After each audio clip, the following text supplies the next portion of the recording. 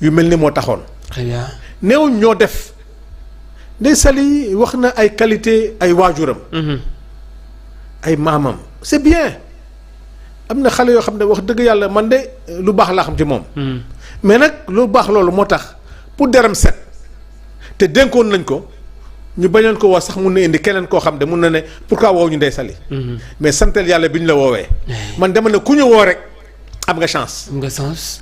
mooy sa ginnaaw dina set après. man de woo nañ ma bi ñu woowee leeral naa lépp ba bàyyi nañ ma. mais buñ la woowul dina kii ndax li mu jege tel moo tax que woowuñu ko. woowuñu ko am na tey ñoo xam ne ba léegi woowuñu leen nit ñaa ngi ñaaw njort pourquoi woowuñu leen tey buñ leen woowoon tey ñu dem setal donc Ndeye Saly Moustapha c'est un ami c'est un ami mais na dem leeral. muy benn yoon muy ñaari yoon muy ñetti yoon il a eu la chance de gérer chance bi nga amoon nag ci 20 millions d'habitants. yow Alboury ñu tànn la yow rek. jël la chance boobu nga amaat booy génn nga ne Sénégalais man de honneur bi nga ma joxoon ba ma gérer tey maa ngi génn moo tax déclaration de patrimoine. à la sortie baax. dafa baax de. donc muy Moustapha Diop muy Ndeye Saly moi je les encourage. exercice bi ñu leen yóbbu. c'est un exercice boo xam ne de transparence. très bien day tax suba seen ginnaaw seen njaboot ne man de sama papa sama yaay sama nanga bi ñu ko dénkee bi ñu ko woowee leeral na dem na moo gën. ñu bañ la woo am lu tax sa der donc actuellement l'Assemblée est en train de jouer son rôle maintenant c'est les Sénégalais qui doivent accompagner gis nga Alboury. man li may tiddu lii. looy tiit. li gën a rëy awal baax chaque jour man la génn guy mooy les commandes publiques. les commandes publiques. gis nga bu ñu duggee ci kaawu ministre de la justice. Ismaïla di nga xam ne commande publique moo gën a garaaw. fuuf ay Covid. Moustapha Diop a bien dit Covid moo gën a tuuti ci li gars yi géré. tey les mille et quelques milliards là qui sont rentrés au Sénégal. 1800 et quelques milliards. te léegi ba léegi on n'arrive pas à les tracer.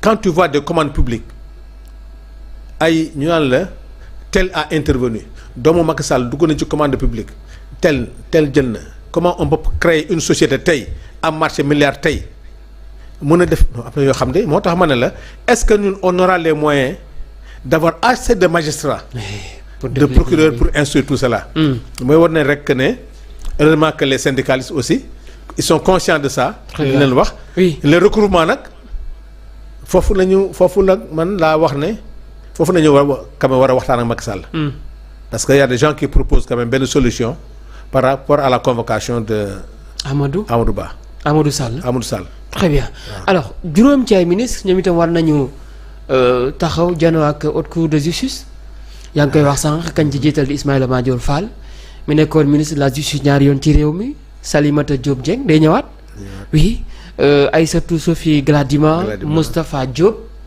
Amadou Mansour Faye ñu gën koo xam ci Mansour Faye oui ki ne ci bopp bi di Ismaïla Madior ba ci Mansour Faye bi nga xam ne moom lañ mujjee ñoom juróom ñooñu ñoo nar a ubbi baal bi au niveau de la cour de justice ñoo ubbi baal bi oui am na yeneen juróom-ñett yu ñëwaat mais Mansour Faye mais en parlant de Ismaïla ñu bëri ci Sénégal ñu ngi naan Macky Sall day suul ndaanaan oui suul na ndaanaan te Macky Sall non li gën a grave ak la mu waxoon itam ci émission bi mujjee la mu xam ca parquet ba bari na ñu nar ko wóolu mu nar a taxaw le 8 dina doy war quand même Alboury oui bi ñu lakkee université tous les intellectuels ont pleuré bi ñu lakkee tous les intellectuels parce que foofu la bibliothèque oui temple du savoir la mémoire mu lakk ku ne di jooy mais xam nga chance bi ñu am mooy lan mooy les ressources humaines très bien yi fa def yooyu ñu ngi exister maanaam bu appareil bi bu yàqoo yow mun nga jëndaat mais yow miy jënd soo amatul loo jëndee mooy musiba bi l'université on a brûlé l'université de Dakar mais cette fois-ci université dafa tàkkaat Ismaïla Madior dafa lakkaat université lu tax lakk bi mooy j'ai pas compris quand même Ismaïla fait partie des sommités des sommités sur le plan continental sur le plan international bu dee xam-xam rek. politique bien que nag man politiquement moom ma Ismaïla dafa jaar gauche ma jaar dafa jaar droite ma jaar à gauche. très bien Ismaïla moom li mu def ci yàqu-yàqu politique kenn mënu ko natt mais sur le plan intellectuel sur le plan référence en matière en matière de sommité. fait partie des sommités. Ismaïla Madior nga xam ne mooy jàngale droit. Ismaïla Madior nga xam ne xam-xam bu ñu koy taataan. ci njàngale ci droit ci université Dakar munoo bàyyi Ismaïla tey Ismaïla boobu quand même moo taal boppam. très bien te tey Ismaïla dafa am ay valeurs yoo xam ne man émission boobu je ne comprends pas comment Ismaïla peut aller quand même dem ci émission bi wax yu mel noonu. parce que Ismaïla kenn xamul bépp Sénégalais dañu doon Ismaïla lu tax ñu woo ko. c'était la surprise Ismaïla moo xamal Sénégalais yi que nit ñeme la ñëw fekk. un ministre de la justice. di ko corrompre. ba moom mu jël terme yi xanaa dina ko jàngale dina wax aux étudiants que nous sommes loolu qu'est-ce que ça signifie diplomatiquement. Comment dans le droit tu peux dire la corruption diplomatiquement. alors que tey muy politicien bi muy alkaati bi muy keneen ak keneen ñëpp muy loo xam ne dañ koy tere dañ koy ragal. yow nga mën a wax loolu ba tey sax kooku di indiwaat beneen tontu. naan la non 250 millions la woon lan la xaj bi fanaanul loolu yëpp Ismaïla mën a nekk dans cette situation là je dis beneen bi boobu moo gën a grave. oui. parce que demain boobu nag da koy dabaat. oui. muy on a constaté que Ismaïla au-delà de xam nga boobu dañ ne tentative la. man mënu ma ko qualifier tentative la de corruption yooyu nañu wax mais beneen bi Ismaïla révélé. mooy un mécanisme a été mis en place pour empêcher à l'Assemblée nationale et à la Cour des comptes de voir un marché. boo xam ne bu grave. mooy hôpital bi ñu tabax ci Ourossogui. hôpital bi ñu def non bu Ourossogui bi ñu def ci secret défense. ah bon. xam nga loolu. oui. infraction munu gën a grave sur le plan de la loi des finances. gis nga man dama fonk benn loi muy la loi des finances gis nga loolu. suñu yëpp ci la basé wu. quand Ismaïla accepte que l'hôpital de Ourossogui on l'a mis en secret défense xam nga mooy lan. que assemblée bu leen ko xool. assemblée du ko gis du ci waxtaan du ci poser question. très bien. xëy na sax xooluñu ko. man de yàlla xam ne gisuma ko. parce que loolu lu fa dugg rek di nga 14e législature sax nañu commencé di discuter sur la gestion mais tout ce qui est secret défense ñemoo toog ci biir réunion loi en commission. ngay demander armes yi fu ñu ko jëndee lii fu ñu ko jëndee la loolu sax c'est interdit kenn du ko waxtaanee. très bien. donc quand tu mets ce mécanisme. y a une volonté manifeste de cacher à l'Assemblée nationale benn mbuxum. beneen bi nga jëlaat hôpital. di ko dugal yow ci sa ministère. kon xam nga loolu Ismaïla et c'est Ismaïla qui donne toutes ces informations. beneen bi suuf si nag tu expliques comment cette histoire là a été moo tax. bañ dugal ca Mame Boye Diao. ak Mamadou Gueye ak ñeneen. oui. ak ñeneen ñoo xam de parce que là ce qui est dangereux ça c'est le domaine maritime. te domaine maritime am na loo xam ne kenn waru ko laal. parce que risque bi ci am ëllëg si biir dis-toi que say on n'a pas les moyens parce que dagg na ni filao yi avec l'avancée xam nga maa ngi lay wax les régions côtières. maa ngi lay wax tey benn kër bu ñu fa tabax mu daanu da nga ci am responsabilité. parce que matière bi ñu war a tabaxee ci domaine maritime c'est pas n'importe quelle matière nañuy tabaxee bâtiment ci domaine maritime. oui. c'est les normes te aucun des bâtiments n'a respecté ces normes. dégg naa le nombre de fer yi ñu fa def le nombre de ciment yi ñu fa def mais loolu yëpp dugg na ci responsabilité Ismaïla Madior ba nga xam ne wax dëgg yàlla l'université de Dakar je n'ose pas dire qu'elle est en deuil mais université moom bu ñu mënee wàccee drapeau yi di ce que Ismaïla puisse répondre ba expliquer aux étudiants qu'est-ce qui s'est réellement passé que ñu mën a xam mais actuellement l'université retient son souffle parce que li am moom wax dëgg yàlla c'est kenn xaalu ko Ismaïla nañ ko laal ci problème politique ak yu kenn xamul. mais amul kenn un intellectuel bu mun a toog mu ne pardonner à Ismaïla ce qu'il a fait parce que loolu moom foo ko natt moo tax gis nga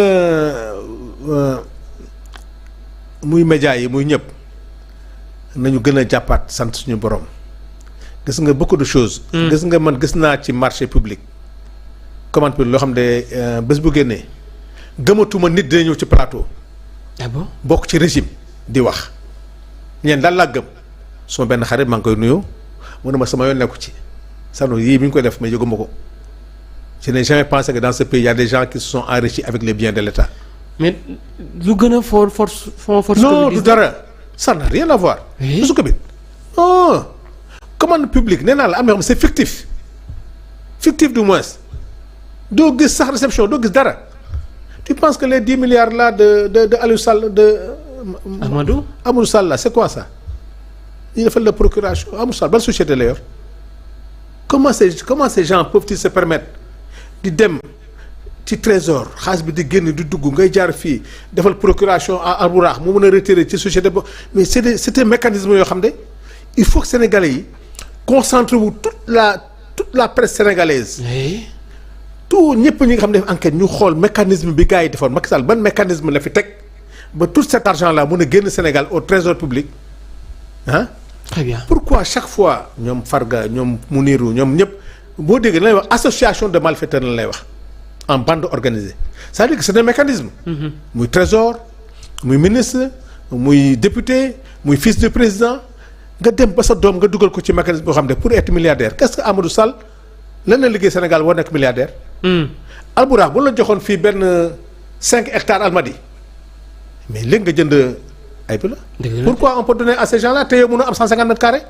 mais de quoi c'est injuste ba am ay nit yu ñeme dem ci plateau di attaquer ce régime qui nous a sauvés parce que tey ñu ngi ñuy xamal Sénégal que ne attention coono bi ngeen nekkoon yëpp.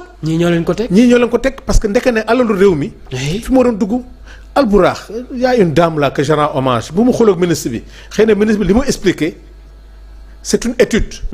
que le nombre de décès bi nga xam ne mooy am. oui le ministre de la santé. mi ngi wax naan intervalle. oui 19h. ba ak 7h du matin. xam nga décès yi dafay bari. xam lu ko waral. oui personnel de moindre. parce que personnel benn médecin urgence buy gérer ay 20 malades. attanu ko. très bien. deuxièmement amuñu plateau médical bu doy. bu baaxul. Albouraax quand cette dame te dit que ñëw na malade ñëw na ànd ak doomam. malheureusement Wave moo amoon ci xaalisam à 3 heures du matin. oh là là. que cette dame là. que ce médecin là était obligé d'aller dans ci benn boutique.